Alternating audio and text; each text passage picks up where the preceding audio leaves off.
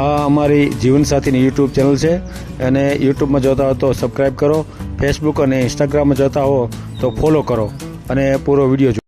વાત છે પણ આ તો તમે સીધું કીધું કે આ દલિત છે એ ગદ્દારી કરે, એમ એવું ગદ્દારી ન કરે એવું બધું કોઈ ન કહેવાય, બરાબર ને? બનેલા કેસ છે મારી નજર સામે એટલે.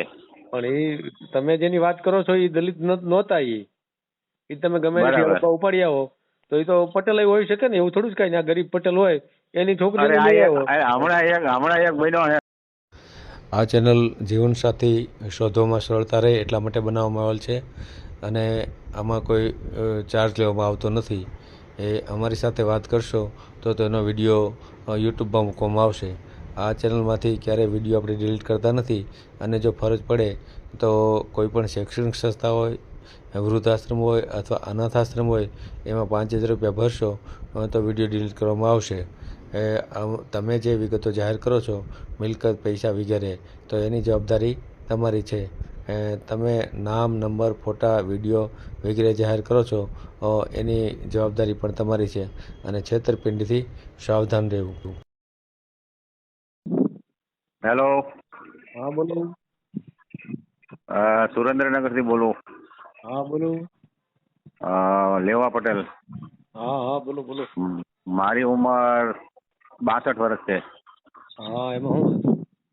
મેં અત્યારે ઓલો વિડીયો જોયો ને આપણે ભાવનગરનો. હા હા. શું બેનનું નામ ભૂલી ગયો હું. રેણુકાબેન. હા, રેણુકાબેન. થઈ ગયું. મારે જમીન 51 વીઘા છે મારા ખાતે બધી. હે?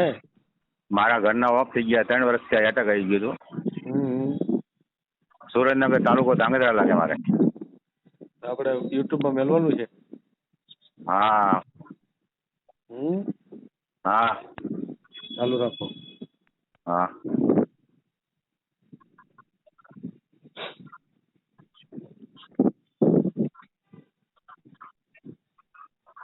બોલો, આખું નામ બોલો.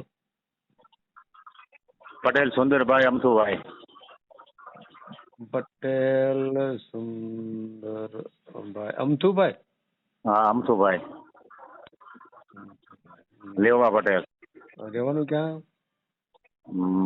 ગામડું છે ધાંગધ્રા તાલુકાનું, ગંજેડા. ગંજેડા. ગંજેડા. ગંજેડા ધાંગધ્રા એમ ને? હા. બરાબર બરાબર. અને 51 વીઘા જમીન છે, 2 બાબા છે, 2 બાબા અહીંયા રહે, 1 કરોડનું મકાન છે અમદાવાદમાં.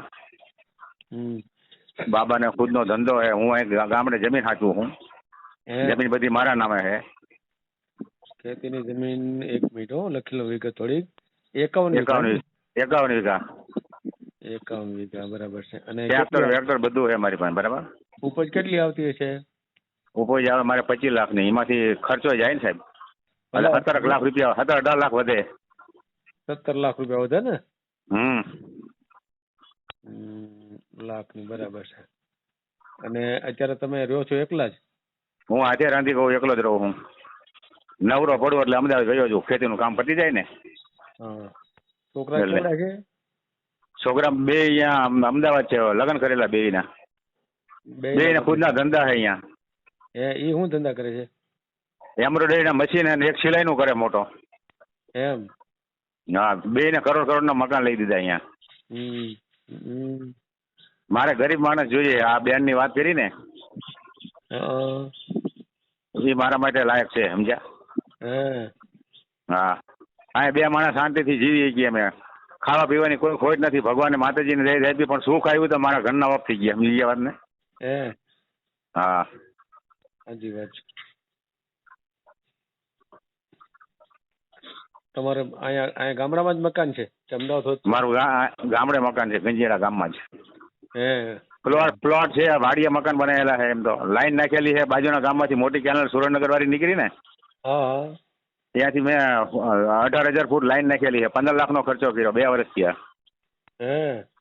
હા, એમ સગવડતા બધી ફૂલ છે. પ્લોટ છે અહીં. પછી વાહનોમાં શું છે? વાહનમાં મોટરસાયકલ રાખો. 2 ગાડીઓ છોકરાઓને લઈ દીધી, 2ને. 4 વ્હીલ 2ને. તમે નો હા, 4 વ્હીલ છે, એક્ટિવા 3 છે અહીંયા અમદાવાદ. તમે કઈ નો રાખ્યું? મારે અહીં જરૂર નથી. મારે હું હોન્ડા રાખું હું.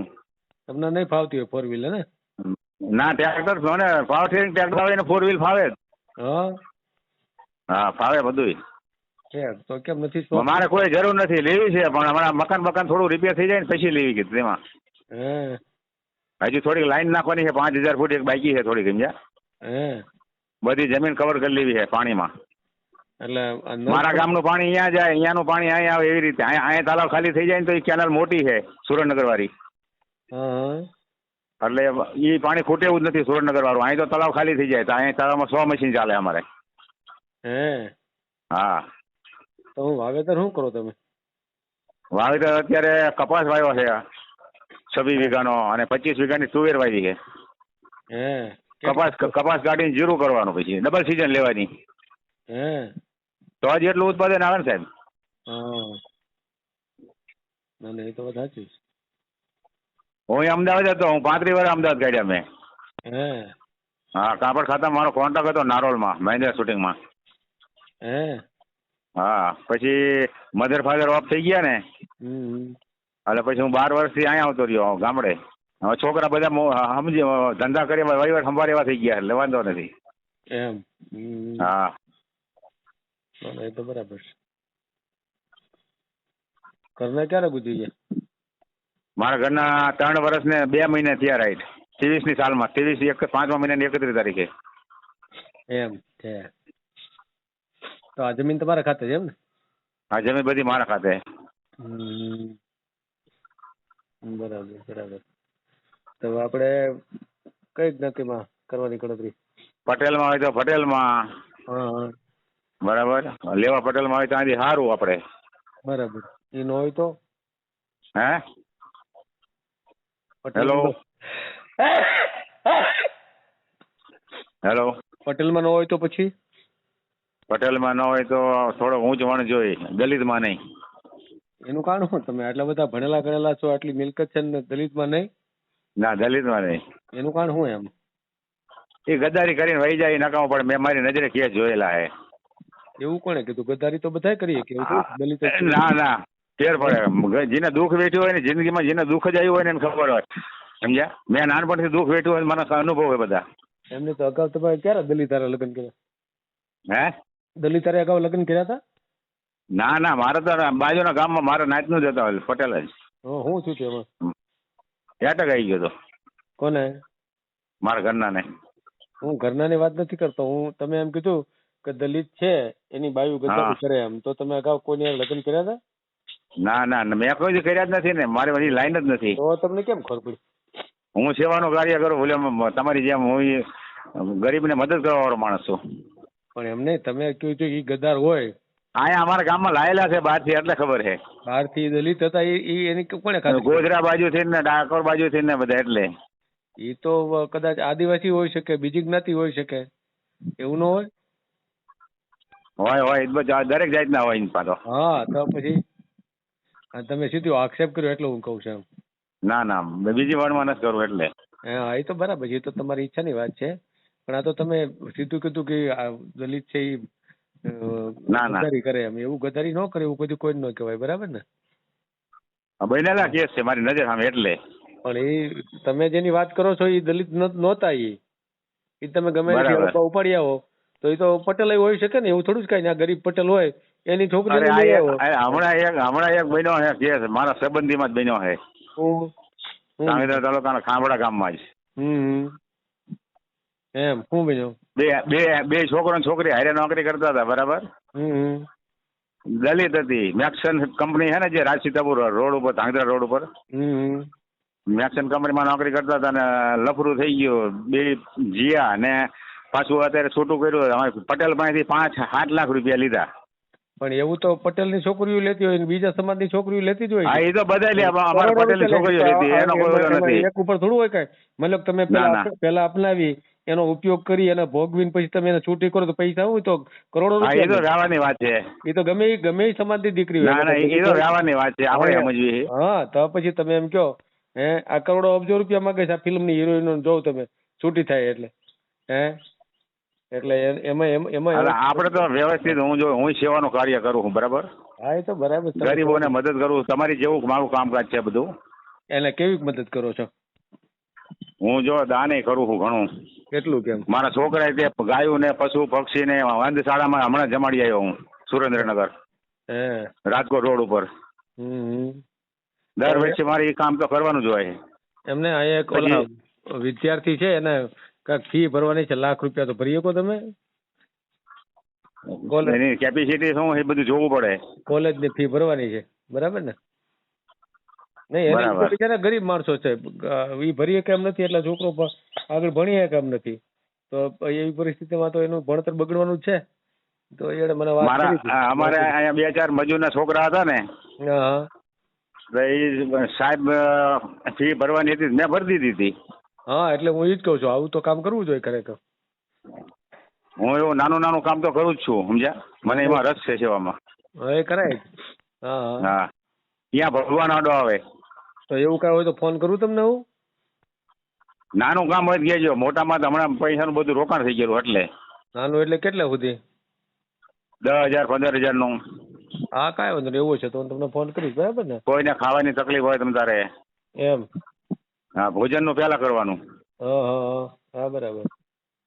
ના ના, એ સેવા કરતા રહેજો. હવે શું છે, ના કરવાની જ છે સેવા. 62 તો થઈ ગયા છે. હવે આપણે એ જ કરવાનું હોય. હા, પૈસા કાંઈ હારે લઈને તો નહીં જાવ તમે? કાંઈ હારે ન થવાનું. હા, તો પછી એટલે એટલી સેવા થોડી કરતા રહેજો, બરાબર ને?